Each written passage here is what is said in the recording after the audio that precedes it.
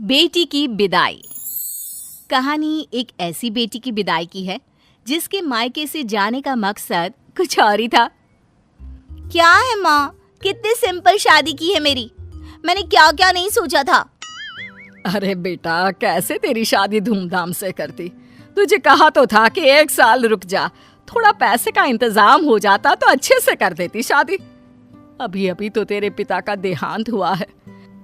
दुनिया तो बातें बना रही है कि पिता की मौत को 6 महीने नहीं हुए और बेटी को लव मैरिज करने की पड़ी है।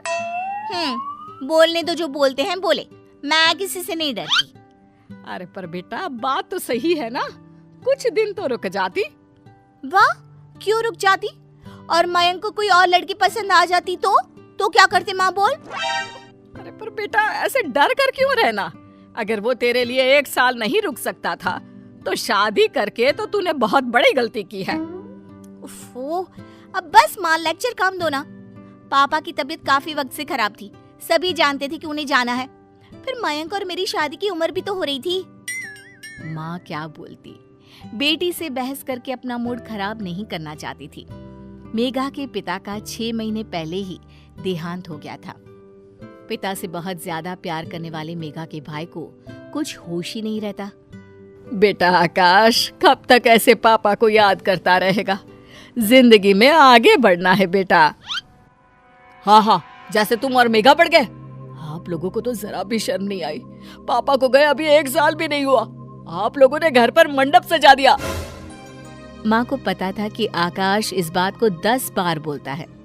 वो उसे समझाती भी तो क्या। बेटा, मेघा को लड़का पसंद था, फिर पापा भी तो मेघा की शादी को लेकर चिंता किया करते थे ना। और देख, मयंक है भी कितना अच्छा लड़का। दहेज में 1 पैसा नहीं लिया और शादी भी कितनी सिंपल थी। बेटा आकाश माँ के इस बर्ताव से दुखी हो जाता है। वो वहां से चला जाता है। वहीं मेघा ससुराल जाती है, जहां मयंक कहता है, देख मेघा, साफ बात है, मेरे घर में माँ तो है नहीं, पापा भी साथ नहीं रहते। मैं भी बिजनेस और काम के चक्कर में तुम्हें ज्यादा समय नहीं दे पाऊंगा, तो देख ले तू क्या करना है। मेघा जो घूमने फिरने की शौकीन थी, वो अब 4 दीवारी में बंद कर रह जाती है। वो सोचती है कि क्या करे, कैसे शादी के पहले जैसी जिंदगी एंजॉय करे। मयंक, मैं माँ के घर जा रही हूँ, तुम 2 दिन बाद मुझे लेने आ जाना।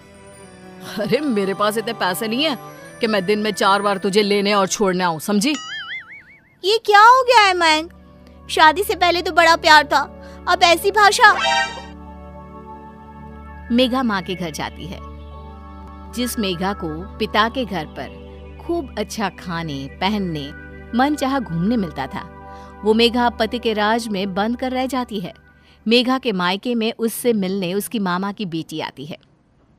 हाय मेघा, ये क्या पहना है? कोई डिजाइनर साड़ी नहीं ली? हाँ, वो क्या है ना, घर पर ही हूँ तो ये सिंपल सी। ये वही मेघा है जो सोने के लिए भी महंगे महंगे पजामे पहना करती थी। क्या हो गया मेघा, पति के पास पैसे की कमी है क्या? अब क्या था, मेघा को खुद पर गुस्सा आने लगता है। तभी मामी बोल पड़ती है, मेघा, वैसे बड़े शहर की लड़की थी तू, क्या जरूरत आन पड़ी ऐसे छोटे से शहर में शादी कर ली? वहाँ ना अच्छा पहनावा है ना अच्छा खान पान। हाँ, वो क्या है ना, मयंक का बिजनेस वही है तो इसलिए। हाँ वो तो ठीक है, लेकिन कहीं घूम तो आया कर। अब मेघा क्या कहती कि मयंक के पास पैसे नहीं है। कहाँ तो इतना घूमने फिरने की शौकीन मेघा। अब क्या करे सबके जाने के बाद। माँ, मुझसे बहुत बड़ी गलती हो गई मयंक से शादी करके। मैंने तो पापा का जाना भी नहीं देखा। मयंक जो पैसा दिखाया करता था वो पैसा उसके पास है ही नहीं। ऊपर से छोटा शहर, शुरू होते ही खत्म हो जाता है। ना कोई मॉडर्न कपड़ा पहनो, ना कहीं घूमने जाओ। माँ, मेरी जिंदगी तो किसी बूढ़ी औरत जैसी हो गई है। देख बहन, अब यहाँ तो कुछ है नहीं। पापा के जाने के बाद तुरंत तेरी शादी के कारण सब लोग हमसे नाराज हैं। अरे तो मैं कौन सा कोई बहुत खुश हूँ? मैं भी तो जैसे तैसे लाइफ काट रही हूँ। अरे तो की क्यों शादी? कोई तेरी उम्र भी इतनी नहीं हो रही थी, तब तो लव मैरिज के चक्कर में तूने शादी कर ली। और अब रो रही है कि शहर छोटा है, मयंक के पास वो पैसा नहीं है जो वो दिखाया करता था। क्यों? अब वो तेरा पति है, वो जिस हाल में रखे रह, समझी? जो बात माँ को समझानी चाहिए थी वो भाई समझा रहा था, लेकिन लालची मेघा को अब मायके में रहना ज्यादा अच्छा लगने लगा। कारण आराम और महंगी शौक। बेटा, मयंक का फोन आया था। वो बोल रहा था कि खाना नहीं खा पा रहा है ढंग से, तो मेघा को भेज दे। भगा रही हो? साफ साफ बोल दो कि ससुराल चली जाओ। क्यों नहीं रखा जा रहा है क्या बेटी को? अरे कैसी बात कर रही है मेघा, तू तो मेरी औलाद है, क्यों नहीं रखूंगी तुझे भला? तेरा ही तो घर है ये। लेकिन वाह, जब मेरा घर है तो रहने देना। वैसे भी कौन सी पापा की नाक रही है कि बेटी शादी के बाद मायके में आ पड़े तो कट जाएगी। तभी भाई आता है। देख मेघा, बहुत हो गया तेरा। जिंदगी कोई खेल नहीं है जो तू जैसी मर्जी वैसे करे। किसी के घर की बहू बनकर गई है तो वहाँ की भी निभानी है ना। बकवास मत करो। घर पापा का है और मेरा भी हक है। मैं कल ही वकील बुलाकर बात करती हूँ। माँ के तो पैरों तले जमीन ही हिल जाती है कि ये क्या बोल रही है। वो बेहोश होने ही वाली होती है कि बेटा उन्हें थाम लेता है। माँ क्या हो गया? प्लीज परेशान ना हो माँ। अरे बेटा, समझ में नहीं आ रहा इस लड़की की परवरिश में मैंने कौन सी कमी छोड़ी। ये जैसा कहती गई मैं करती रही। तो मैंने कौन सी गैर कानूनी बात कर दी है? जो है वही तो कहा। क्यों? अरे बेटा, ये तेरे पापा की आखिरी निशानी है। इस घर को उन्होंने बहुत ही जतन से बनवाया था। मैं इस घर के टुकड़े नहीं होने देना चाहती हूँ। नहीं होगा माँ। ठीक है, तू वकील को लेकर आना चाहती है ना? ठीक है, लेकर आ। लेकिन एक बात ध्यान रखना, पापा पर लाखों का कर्जा था जो मैं चुका रहा हूँ, उसका आधा कर्जा तू चुकाएगी। तभी वहां मयंक आ जाता है।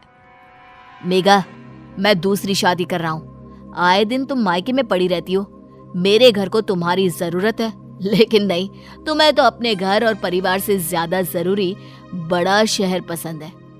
वैसे तुमको ना ये बात शादी से पहले सोचनी चाहिए थी, लेकिन कोई ना। मेघा को समझ में नहीं आता कि ये क्या हो गया। कहाँ तो उसने एक ऐश की जिंदगी सोची थी, लेकिन हाय रे, ये क्या हो गया। नहीं प्लीज, आप लोग ऐसी बात ना करो। मैं कहाँ से पापा का कर्जा भरूंगी? मयंक, तुम दूसरी शादी क्यों कर रहे हो? मैं घर चलती हूँ, मुझे माफ कर दो। माँ, मेरी विदाई कर दो।